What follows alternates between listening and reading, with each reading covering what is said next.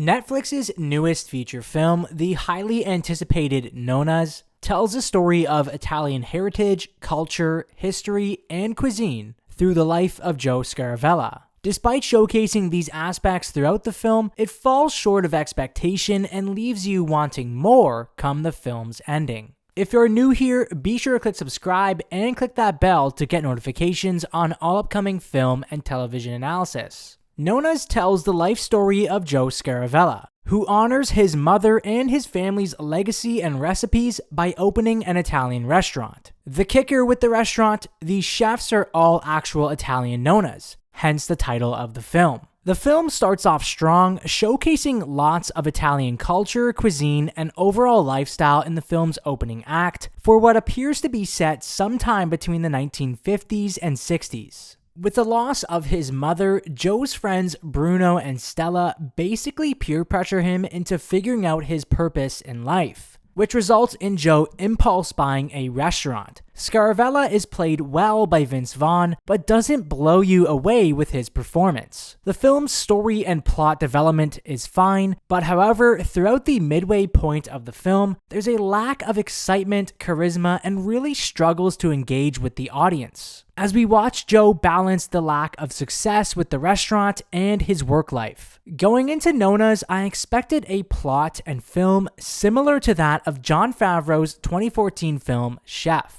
However, what Nonnas is and what it isn't is completely different. Right away, we're briefly introduced to two of the Nonnas, Roberta and Gia, as Roberta is played by Lorraine Bracco and Gia is played by Susan Sarandon. And it's Roberta who is my first knock on the film. When we're first introduced to Roberta, she is in a nursing home and can barely walk, as she is either accompanied by Joe when it comes to helping her walk, or is seen using a walker throughout the film. But as the film progresses, she can be seen walking without assistance, and come the film's ending, Roberta can be seen dancing. Another knock on Roberta is her attitude and overall character dynamic, as while her bitterness throughout the film is fine and does provide some comedic relief, especially during her battles with one of the other Nonnas in Antonella. However, all of this feels more forced than anything as the film progresses. Also, I find Roberta's accent to come and go throughout the film, as Lorraine Bracco can't make up her mind if she wants to display a thick, old-school Italian accent, or someone who's strictly from New York City.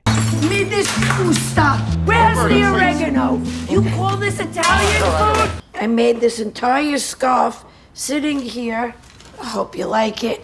You move boxes. I want to see you move bottles. Roberta is also very loud, obnoxious, and just plain rude at times, as she doesn't feel like a Nonna or let alone a mother at all. Antonella is the neighbor of Joe's high school prom date and crush, Olivia, as it's Antonella who is the only Nonna out of the bunch who truly feels like a Nonna. She's sweet, thoughtful, tough, passionate, and generous, as the others either show up with large amounts of unnecessary cleavage like Gia, or there's a nun who, just like Joe says, appears to fall right out of the sky and is later revealed to be a lesbian. Also, Joe doesn't really feel Italian at all. He doesn't look Italian, he doesn't sound Italian, and he certainly doesn't dress like an Italian, something that we see in the character of Bruno. After a fire in the kitchen causes a stir between Joe and childhood friend Bruno, this results in the two drifting apart, thanks to Bruno making a comment about Joe's recently deceased mother. And it's here where the film loses you and begins to run dry,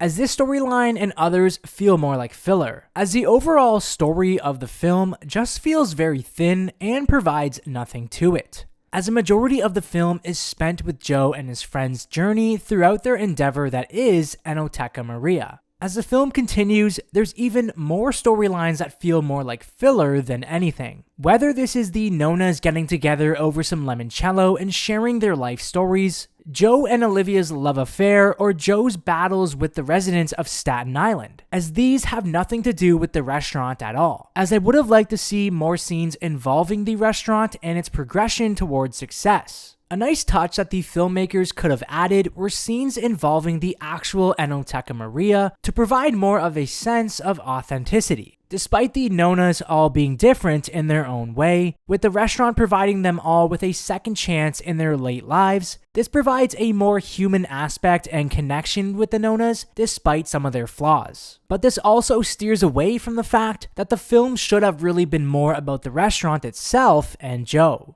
Come the film's ending, it's very predictable once Joe visits a reputable food critic. After being open for what seems like a month max, Joe and the Nonnas come to an agreement where they can't afford to remain open, as they decide to close the doors of Enoteca Maria. Towards the film's ending, we only briefly see the success of the restaurant, as I feel the film should have provided more highlights of the restaurant's success and journey instead of interfering with the side plots throughout the film. Despite all of this, the film does have some cute moments. Whether this is Joe remaking prom up to Olivia, the disgruntled food stand seller coming around to Joe, and the Nonnas coming together as one, by embracing their Italian culture, heritage, dignity, beauty, and their elderly age. The film even has the real-life Joe Scarvella make a cameo appearance towards the film's ending. All in all, Netflix's Nonnas is a fine film, but isn't one that will be remembered amongst other Italian heritage films or films that revolve heavily around cuisine, as I was left